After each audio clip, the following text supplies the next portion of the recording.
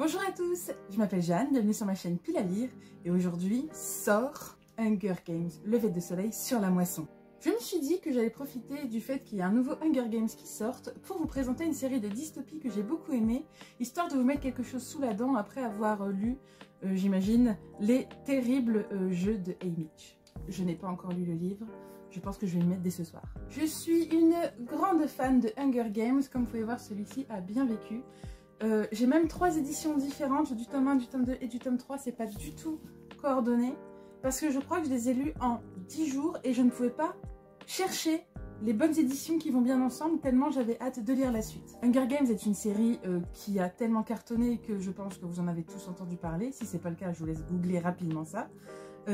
C'est une excellente dystopie young adulte qui a un petit peu lancé une grande mode il y a maintenant une dizaine, quinzaine d'années en littérature jeunesse. Et je me suis dit que j'allais profiter du coup de l'engouement autour de ce nouveau livre pour en profiter pour mettre en avant d'autres titres un petit peu moins connus mais qui méritent tout autant d'être lus par des fans de Hunger Games. Alors c'est quoi une dystopie? Alors j'ai pas réinventé la roue, je suis allée voir la définition sur Wikipédia. Une dystopie est une œuvre de fiction qui met en scène une société imaginaire où la classe dirigeante a plus ou moins séparé les pouvoirs de façon à ce que les citoyens n'y aient plus vraiment accès. D'ailleurs ils ne peuvent plus vraiment faire appel à leur libre arbitre. C'est aussi également considéré comme un genre d'utopie qui vire au cauchemar, qui tourne mal. Une dystopie, contrairement à l'utopie, l'utopie c'est censé être une société idéale. Une dystopie c'est une société idéale pour certains mais qui se transforme en cauchemar pour d'autres.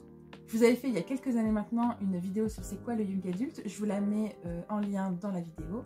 Mais c'est intéressant parce que la dystopie ce n'est pas qu'un genre littéraire jeunesse, il y a bien sûr les célébrissime 1984 de George Orwell ou Le meilleur des mondes de Aldous Huxley. Enfin, il y a eu des tas de très célèbres dystopies. La Servante écarlate également de Margaret Atwood est une dystopie. Mais l'intérêt d'en voir en young adulte, ça permet plusieurs choses. Déjà de mettre en scène des adolescents, des jeunes adultes dans ces fictions, ça permet aux jeunes lecteurs et lectrices de se positionner eux-mêmes sur quel choix ils auraient fait dans une situation et dans un monde similaire. Ça permet également de s'initier à des concepts politiques et sociaux de façon un petit peu plus fun qu'en cours de sociologie ou en cours d'histoire. Par exemple, on peut voir dans des sociétés un petit peu caricaturales ce que peut donner un racisme poussé à l'extrême ou un sexisme ou un validisme ou un classisme, etc. etc. Et vu que l'adolescence est aussi une période pendant laquelle on se rebelle contre ce qui a existé avant nous et qu'on est contre tous les systèmes, eh bien c'est chouette de mettre en scène des adolescents et des jeunes adultes qui, dans leur monde à eux, nourrissent cette rébellion mais pour renverser des injustices. Alors j'ai sélectionné 4 titres pour cette thématique. Avant de vous les présenter, j'aimerais faire un petit disclaimer. Il ne faut jamais oublier que ce que vous lisez dans une fiction, notamment dans une dystopie, c'est-à-dire une fiction qui va dénoncer des injustices et des horreurs, pour vous c'est de la fiction, mais dans plein d'endroits du monde, c'est la réalité. La littérature est toujours politique, peu importe ce qu'on écrit ou ce qu'on dit, tout ce qu'on dit, tout ce qu'on fait, tout ce qu'on achète est politique, mais c'est encore plus vrai dans des œuvres de fiction qui dénoncent certaines idéologies poussées à l'extrême, ou certaines injustices. Les autrices et auteurs que je vais vous présenter après ne sont pas tous hyper engagés publiquement en politique. Certains oui, d'autres non. Par exemple, je regrette un petit peu moi personnellement que l'autrice de Hunger Games, Suzanne Collins, écrive des livres aussi forts sur des systèmes totalitaires, mais qu'elle ait si peu pris la parole concernant des choses réelles qui ont vraiment pris place encore très récemment dans notre monde. Pour moi, lire de la dystopie, c'est un petit peu comme lire une fable, c'est-à-dire qu'on va s'inspirer d'une fiction pour y appliquer des choses qui nous ont interpellés ou qui nous ont révoltés dans la réalité. Et je pense que considérer ce genre de livre uniquement comme un divertissement et râler dès que quelqu'un vient soulever une problématique ou dénoncer une injustice, c'est un peu de l'hypocrisie. Ok, c'est parti pour la sélection. J'ai sélectionné du coup 4 livres, ce sont tous des séries. Je vous les ai classés plus ou moins du plus facile à lire au un peu plus complexe. Dans tous ces livres, il y a des scènes de violence, un peu traumatisantes, etc. La sensibilité est à la discrétion de chacun. Je pense que ce sont tous des livres qu'on peut lire à partir du collège, fin de collège, début lycée. Mais bon, vous savez ce que j'en pense, je ne pense pas qu'il y a d'âge particulier pour quoi que ce soit. Globalement, ce sont des livres pour les adolescents. et qu'on peut bien sûr lire quand on n'est plus un adolescent. Le premier dont je vais vous parler, et je crois que j'en ai déjà parlé sur mon blog, c'est Uglies de Scott Westerfeld. C'est paru chez Pocket Jeunesse, en anglais la première fois en 2005 et en français en 2007. C'est donc une série qui a presque 20 ans. Ça ne nous rajeunit pas. Vous en avez peut-être entendu parler récemment parce qu'il y a une adaptation en film sur Netflix qui est pas super et en même temps je trouve pas ça étonnant parce que adapter ce livre-là en film, c'est pas facile, vous allez comprendre pourquoi. Donc on est dans un futur plus ou moins lointain où il y a une nouvelle civilisation qui a pris place. Notre civilisation, à nous, on nous appelle les rouillés, c'est-à-dire qu'on est la période de la technologie à outrance, de la pollution, de tous les travers dont notre société est déjà coupable. Et dans ce futur qui est présenté comme utopique, à 16 ans, tout le monde a une opération pour devenir parfaitement beau selon les canons de beauté de l'époque. Shay, son ami, lui explique que du coup, dans cette ville-là, on vit sans technologie à l'ancienne, comme les rouillés, et qu'on n'a pas cette opération, et Tali, ça ne l'intéresse vraiment pas du tout. On va suivre Tali, qui est une jeune fille qui a bientôt 16 ans. Elle est un peu dégoûtée parce qu'elle est un peu née en fin d'année, et tous ses amis ont déjà eu leur opération et sont partis vivre avec les Pretties. Oui, parce que selon votre catégorie d'âge et le stade de l'opération ou pas que vous avez eu, vous ne vivez pas avec les mêmes personnes. Et du coup, elle se trouve un petit peu seule. Elle rencontre une jeune fille qui est née le même jour qu'elle et qui, elle, n'est pas trop pour, comment dire, cette opération. Tali ne comprend pas parce que pour elle, c'est la liberté, retrouver ses amis, c'est ce qu'elle a toujours voulu d'avoir cette opération. Mais sa nouvelle amie n'est pas trop fan et lui fait plus ou moins comprendre qu'il y a une espèce de rébellion. Il y a des gens qui fuient pour ne pas avoir cette opération, qui vont vivre dans un genre de ville... de ville un petit peu campement illégal qui s'appelle La Fumée. Seulement le jour de son opération, Tali elle fait la connaissance d'une équipe spéciale du gouvernement qui s'appelle les Specials et qui lui demande plus ou moins d'aller enquêter sous couverture à La Fumée pour essayer de coincer les rebelles qui vivent là-bas. Et du coup, Tali va se retrouver un petit peu le cul entre deux chaises, à devoir choisir si elle adhère à l'idéologie de La Fumée ou si elle veut vraiment aider son gouvernement et finir par avoir son opération. Pourquoi j'ai beaucoup aimé? Je me rappelle que j'ai lu cette série quand je commençais mon master de littérature jeunesse, donc il y a maintenant une douzaine d'années. Et en fait, j'ai beaucoup aimé le thème de la beauté à l'intérieur. Le rapport au corps est un sujet prédominant dans notre société, encore plus chez les adolescents. Et là, c'est vraiment là-dessus que se joue tout le fonctionnement de ce gouvernement. Avec la beauté vient la richesse, la vie facile, les plaisirs, la vie sans problème. Alors que les uglies, les gens qui restent moches, et ben eux, du coup, ils sont condamnés à des travaux terribles et à une vie de misère. Et ce que j'ai beaucoup aimé, et ce qui a rendu du coup le livre un petit peu difficile à adapter à mon avis, c'est que dans ce livre-là, par exemple, Tali, elle critique beaucoup nos canons de beauté à nous. Elle ne comprend pas le culte de la minceur, elle ne comprend pas pourquoi les gens se faisaient refaire les lèvres ou se faisaient du botox. Enfin voilà, c'est assez intéressant. Mais ça reste néanmoins une série à dévorer. Il y a une trilogie avec Tali en héroïne et 2 autres tomes qui viennent compléter cette série. Et les 5 tomes sont tous sortis, vous pouvez la binger sans problème. Allez l'acheter ou l'emprunter à votre médiathèque. C'est une très chouette série. Le deuxième livre dont je voulais vous parler, c'est L'année de grâce de Kim Liggett. C'est paru chez Gallimard Jeunesse, là c'est dans la collection Pôle Fiction. C'est publié, c'est sorti en 2019 en anglais et en 2020 en français. Pour ceux et celles d'entre vous qui ont lu La Servante écarlate, le début ressemble beaucoup. On est dans un futur un peu plus proche que celui de Uglies à mon avis, où suite à un effondrement mondial, les humains vivent maintenant en petite communauté renfermée. Et là, on suit... comment elle s'appelle? Tierney. C'est écrit T-I-E-R-N-E-Y. Donc moi je dis Tierney, mais peut-être c'est Tierney, j'en sais rien. Bref, elle s'appelle Tierney. Et elle vit donc du coup dans l'une de ces petites communautés, on comprend dans les anciens États-Unis, qui est devenue extrêmement puritaine et sexiste, bien entendu. Dans sa petite communauté, on est persuadé que les jeunes femmes...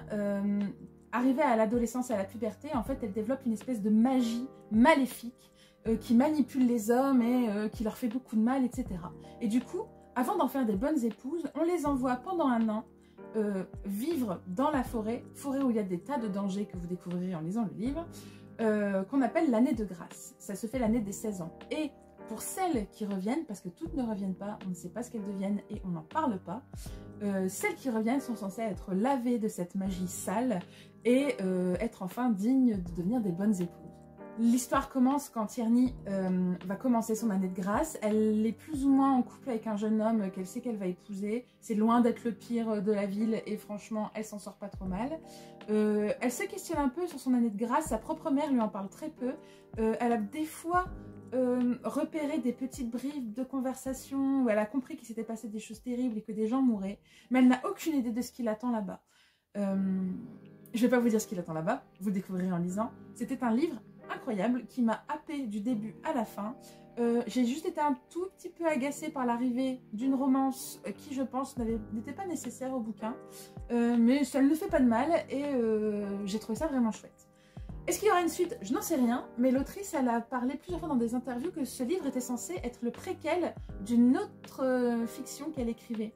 Donc je me demande si elle n'a pas d'abord sorti celui-là pour pouvoir écrire la suite après. Seulement, ça va bientôt faire 5 ans et il n'y a pas de nouvelles, donc on croise les doigts et on garde espoir. Oui, par contre, il n'y a pas de suite annoncée pour l'instant, mais le livre se tient très bien à lui tout seul. Il n'y a pas forcément besoin de suite pour apprécier celui-là. Le troisième livre que je vous ai sélectionné, c'est mon coup de cœur de cette fin d'année 2024. C'est Songlight de Moira Buffini à la Martinière Fiction. C'est paru donc cette année, en 2024, enfin cette année, l'année dernière. C'est très difficile à résumer, ce livre-là, donc je vais essayer d'être efficace. On est dans un monde post-apocalyptique, c'est-à-dire qu'il y a eu des grands cataclysmes qui ont dévasté les 3/4 de l'espèce humaine, et de la planète et des ressources de la planète, et les quelques poches humaines qui ont réussi à survivre se sont organisées en nouvelles nations où déjà on s'est tous mis d'accord sur le fait qu'on n'allait plus utiliser les énergies fossiles et qu'on allait essayer d'éviter de recréer les erreurs de notre civilisation à nous. Dans ce monde-là, il y a des gens qui développent une capacité un peu télépathique qui s'appelle la lumière, enfin le champ de lumière, la Songlight. Et le Songlight, c'est vraiment une forme de télépathie un peu à la X-Men où on peut projeter sa pensée et ses paroles, voir sa propre image très très loin et converser avec des gens aux 4 coins du monde. L'héroïne principale de cette histoire s'appelle Elsa. Elle vit dans une petite ville côtière, un port de pêche, dans une nation qui s'appelle Brightland. Et dans cette nation, depuis quelques décennies, s'est imposé un régime entièrement patriarcal. C'est un régime théologique où une religion très semblable à plein de religions monothéistes que l'on connaît s'est imposée et où du coup les hommes, dès leurs 10 ans, ils sont élevés en baraquement militaire pour devenir des soldats. Alors le week-end, ils sont dans la même ville que leur famille, donc ils se voient le week-end, etc. Mais en semaine, ils sont entre hommes. Et les femmes, elles sont, dès leur plus jeune âge, entraînées à devenir des excellentes épouses. Et arrivés à leur majorité, les hommes partent à la guerre. Et les vétérans qui reviennent de la guerre, ceux qui restent, ils peuvent choisir une épouse, voire peut-être 2, et parfois même 3. Elsa, elle est très amoureuse d'un jeune garçon qui est le meilleur ami de son frère, qui a un peu caché leur relation. Enfin, leur relation est secrète. Notamment, premièrement, parce que ça se fait pas d'être amoureux alors que tu es censé pas choisir à qui tu te maries.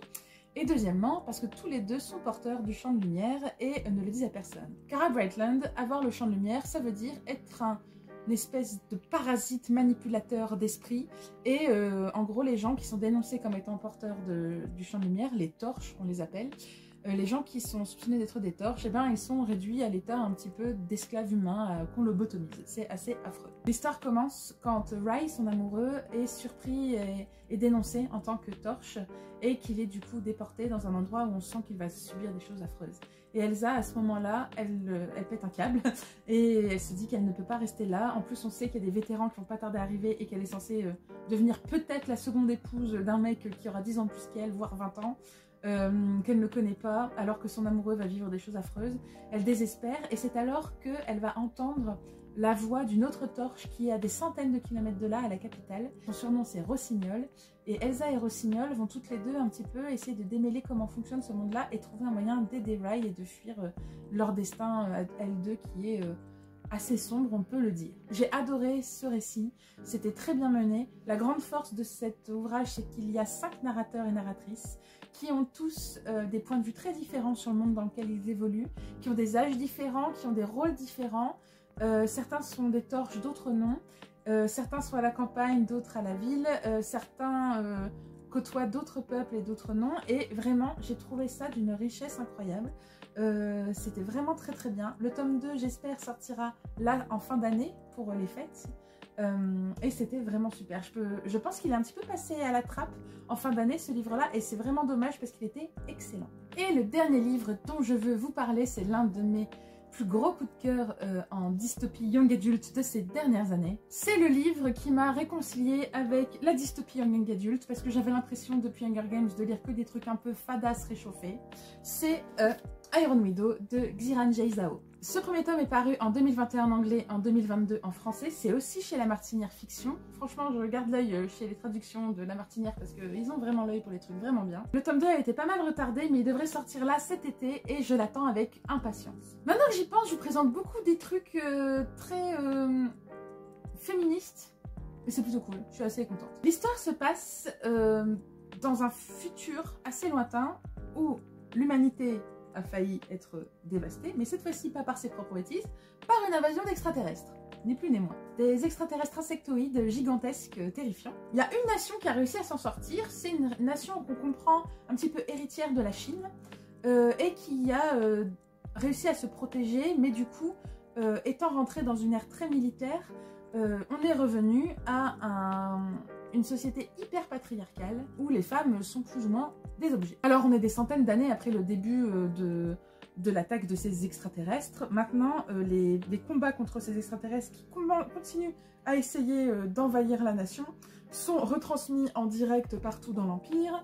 Les soldats qui combattent contre eux, ils combattent dans des énormes armures un peu à la Goldorak, des armures qui sont faites de morceaux d'extraterrestres assemblés les uns avec les autres. Et ces armures sont manipulées par le chi vital, donc cette espèce d'énergie vitale qui a en chacun de nous, une espèce de puissance psychique. Et pour diriger ces énormes machines, il faut un pilote et une concubine, c'est-à-dire il faut du chi féminin et masculin pour que ça fonctionne. Et on offre régulièrement aux soldats qui pilotent ces machines des concubines qu'on utilise comme une pile, plus ou moins. En gros, on les met dans la machine et à la fin du combat, on a tellement épuisé leur chi vital qu'elles sont mortes. Dans ce livre-là, on va suivre Zetiane, qui est une jeune fille qui vit plus ou moins dans la campagne, une vie assez modeste. C'est une vie pas drôle, où elle passe son temps à travailler, à faire des corvées. C'est une société où les filles, elles ont les pieds bandés pour éviter qu'elle ne court et parce qu'avoir les plus petits pieds c'est le plus mignon possible. Et elle est dévastée parce que sa sœur vient d'être tuée par l'un des pilotes de grosses machines comme ça. Toute la famille se réjouissait, enfin sauf elle bien entendu, ses parents et son frère se réjouissaient de la somme qu'ils allaient avoir en dédommagement pour la mort de sa sœur.